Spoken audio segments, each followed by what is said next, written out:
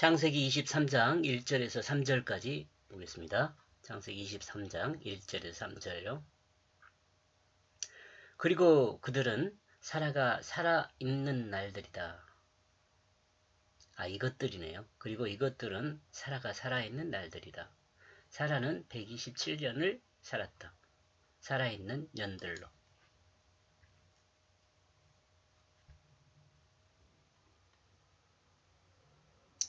사라는 25살 정도의 갈대아 우르를 떠났다고 생각이 돼요. 그 다음에 하란을 떠난 것은 아브라함이 75세였으니까 그때 이름은 사레였죠. 사레는 65세, 10살 차이 나니까요. 65세였을 걸로 생각이 됩니다. 그리고 갈대아 우르에서 있었던 일들에 대해서는 우리가 좀 앞에서 생각해 봤으니까 그냥 넘어가기로 하고요. 사레가 90세의 아들 이삭을 출산했습니다. 그러므로 이때 이삭의 나이는 이제 사라가 죽었을 때 이삭의 나이는 37 정도 됐을 것입니다. 그러나 이 나이가 이삭의 나이가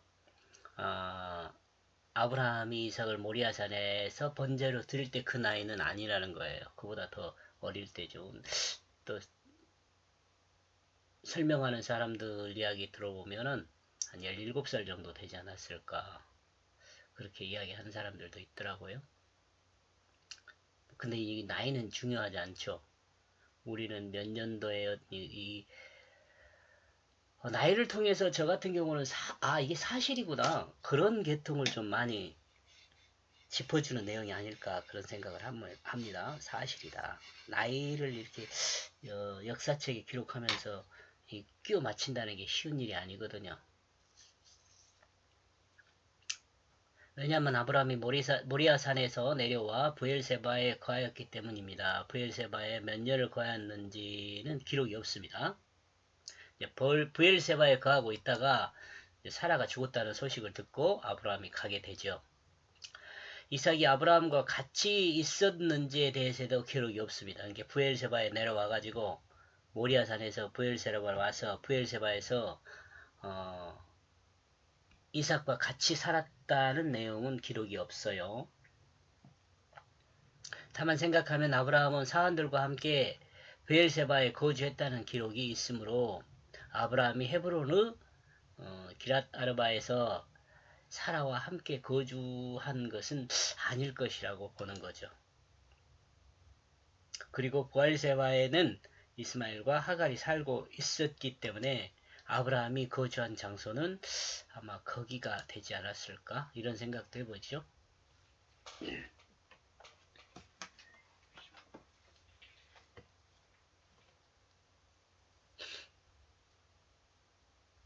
그러므로 사라가 어떻게 살고 있는지에 대해서는 이삭이 그 정보를 전달했을 것으로 볼 수 있습니다. 지금 이 말은 이삭이 어머니 사라와 같이 살았지 않을까, 이렇게 생각을 하는 거죠. 그러므로 사라는 2절요. 그러므로 사라는 기랏 아르바 안에서 죽어 있다.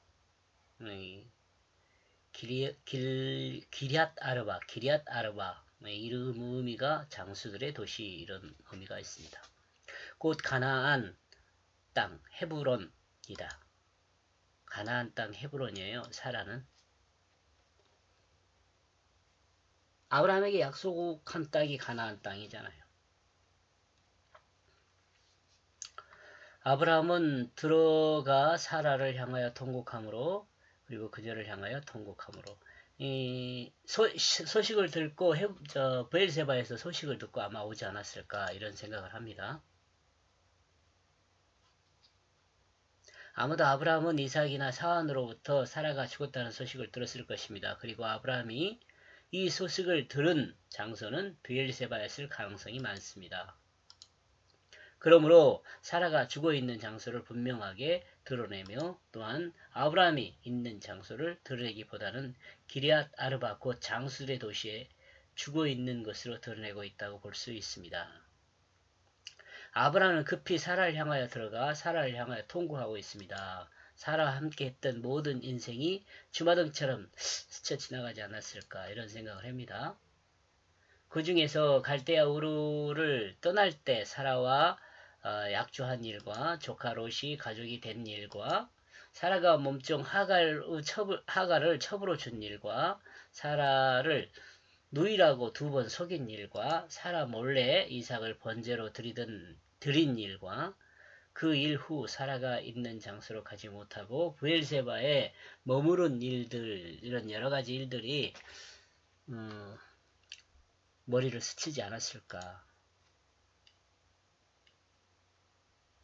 아브라함의 모든 인생은 사라가 없이 된 일이 없습니다. 그래도 뭐 큰 틀린 말이 아니죠. 온전히 사라와 함께 했었죠. 근데 그 모리아산 이후에는 그러니까 모리아산 이후에는 아브라함이 사라와 함께 했다는 거 이렇게 단정 지을 만한 그런 근거가 없더라고요. 제가 보기에는.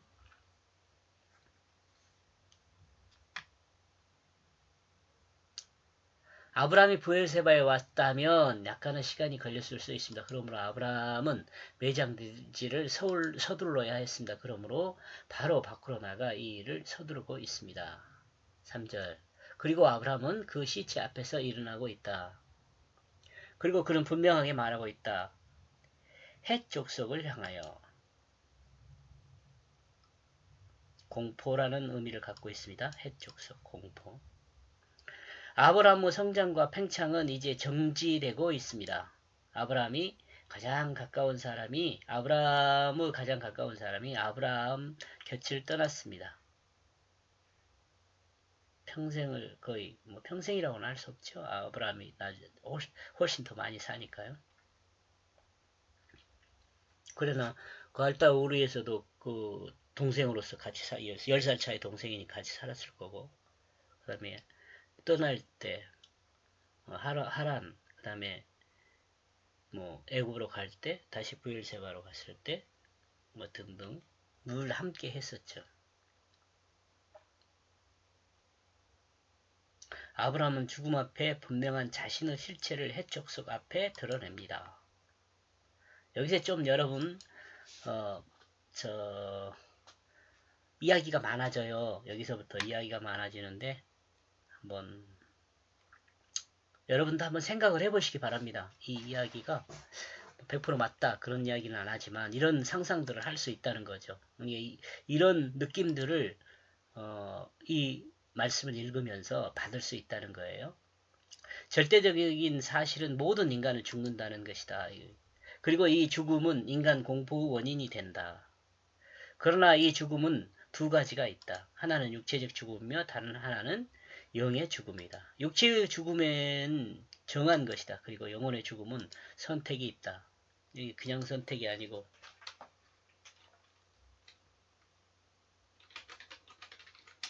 믿음의 선택이 있는 거죠. 이 믿음의 선택이라는 것은 하나님이 정하신 거죠.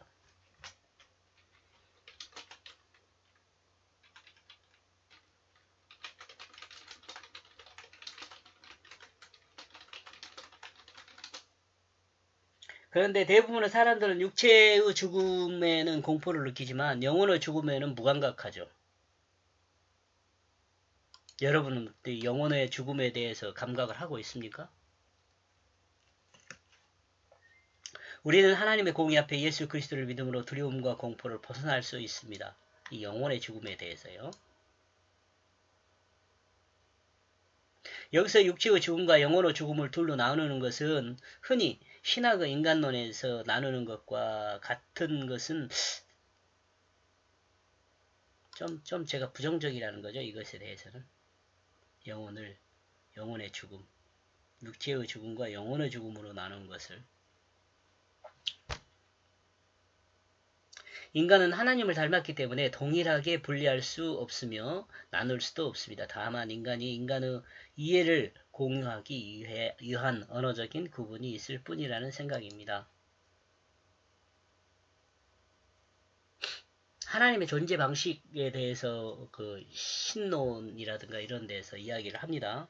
여러분 뭐 더 목사님들은 다 아시겠지만 이제 거기서 이제 나오는 것이 성부 하나님, 성자 하나님, 성령 하나님 뭐 이런 식으로 이야기를 하죠. 근데 이런 것들도 존재 방식이 그런 것이냐 이것도 조금 그렇게 다를 수 있다 이렇게 생각을 합니다. 하나님 존재 방식은 이게 저가 요즘 생각하는 것은 하나님의 존재 방식은 하나다. 다만 이 인간의 이해를 돕기 위해서 언어적으로 구분해서 우리를 설득하고 있는 것이다. 이렇게 저는 생각을 합니다. 이게 뭐 다를 수 있어요. 이거 뭐 100% 맞다는 거 아니에요. 요즘 이제 성경을 보면서 그런 생각을 하는 거죠. 하나님이 뭐 성부 하나님으로 계시고 성자 하나님으로 계시고 성령 하나님으로 계시다. 이런 것을 제가 이제 요즘 그런 신학적인 내용에 설득이 되질 않아요. 제 마음이요. 하나님은 한 분이시고 존재 방식도 동일한 거예요. 근데 이제 왜 그러면 성자 하나님, 성령 하나님, 성부 하나님 이렇게 이야기를 하느냐? 저는 이제 그것은 인간이 이해할 수 있도록 설명하기 위한 것이다. 이렇게 이해합니다. 하나님을 구분함도 마찬가지다. 하나님은 한 분이시고 성부, 성령 여기 설명이 나오네요. 인간이 하나님에 대한 이해를 공유하기에 언어적 지식의 규분이 있을 뿐입니다. 성부 하나님, 성자 하나님, 성부 하나님이 성부 하나님으로 고유하게 존재한다거나, 또 성자 하나님이 성자 하나님으로 고유하게 존재한다거나, 성령 하나님이 성령 하나님으로 고유하게 존재한다는 거, 이거 있을 수 없는 이야기다라는 거죠. 하나님이 인간과 관계하는 것은 말씀으로 있으시죠. 이 말씀이나 성자 하나님을 되게 이야기하잖아요. 그리고 말씀은 하나님의 뜻이죠. 그러니까 하나님의 뜻을 인간에게 전달하기 위해 말씀이라는 것을 사용한 거예요. 이렇기 때문에 하나님은 한 하나님으로 인간과 관계하는 거죠. 실질적으로 그 하나님이 관계하는 건 성령으로 관계하는 거죠. 하나님 뜻으로 관계를 해요. 말씀은 도구죠, 도구. 전달하는 하나님 뜻을 전달하는 도구. 인간이 하나님과 관계함에 있어서도 인간이 자신의 뜻을 생각을 통해 소리나 문자인 언어로 표현하여 그 언어에 자신의 뜻을 담아 하나님께 말하는 거죠. 이게 뭐예요? 각자 기도하는 거잖아요. 관계하는 방식이 똑같죠? 여러분 하나님과 인간은 소리와 문자에 의해 서로의 뜻을 전달하고 공감하는 거죠. 서로의 마음을 읽어가게 되는 겁니다. 이것이 하나님과의 관계입니다. 이것이 사람과의 관계입니다. 사람과 사람의 관계도 똑같아요. 물론 이제 그 사람과 사람의 관계는 표정이라는 게 있죠. 눈, 코, 이 감각기관이 있죠. 근데 하나님은 감각기관을 우리가 확인할 수 없잖아요.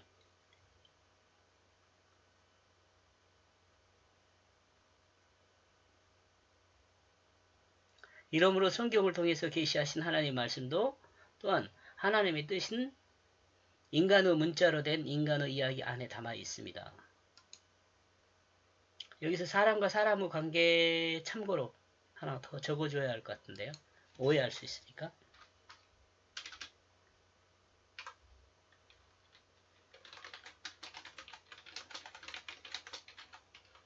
사람과 사람의 관계는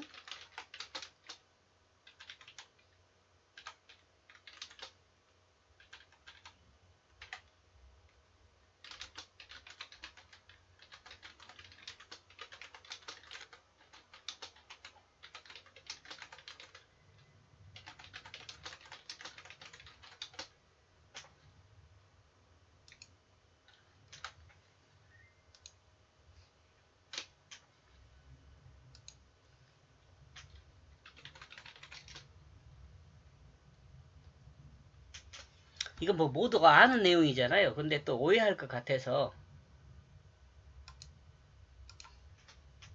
적어 놓는 겁니다. 이어지는 내용입니다. 이어지는 내용. 그러므로 성령을 통해서 계시하신 하나님의 말씀은 이 뜻을 전달하기 위해서 말씀을 사용한 거예요. 또한 하나님의 뜻은 인간의 문자로 된 인간의 이야기 안에 담아 있습니다. 그죠? 그러니까 우리가 그 하나님의 이야기를 성경의 이야기가 중요한 게 아니고 문자가 중요한 게 아니고 뭐가 중요하다고요? 그 문자를 통과 이야기를 통해서 전달되는 하나님의 뜻이 중요하다는 거예요. 우리가 그 뜻을 알아야 돼요. 이러므로 하나님의 뜻은 성경 밖에서 찾기란 힘들죠. 이제 성경 밖에서 찾으려면은 기본적으로 성경을 아는 사람만이 가능해요. 성경 밖에서 자연 계시라고 이야기하는 것을 통해서 하나님의 뜻을 찾으려면은 기본적으로 그 사람에게 하나님의 뜻을 발견하려고 하는 사람에게 하나님의 뜻이 무엇인지를 성경을 통해서 안 사람만이 가능해요. 만약에 하나님의 뜻을 모르면은 오해하게 되죠. 오해하게. 이게 자연 계시를 통해서 하나님의 뜻을 알기란 성경을 모르고는 힘들죠. 오해해서 이상한 소리 하겠죠. 다시 강조하지만 성경을 통해 하나님의 뜻은 온전히 이해한 사람, 곧 성령 충만한 사람이라는 점을 고려해야 합니다. 누가요? 자연 계시를 받아들일 수 있는 사람이요. 어설픈 사람은 생각으로 성경 밖에서 하나님의 뜻을 알 수가 없습니다. 세상 움직임도 이해하지 못합니다. 자기 중심에서 말하는 것은 하나님의 뜻을 이해할 수 없습니다. 아브라함은 죽음 앞에 죽음의 공포에 대해 다음과 같이 말하고 있습니다.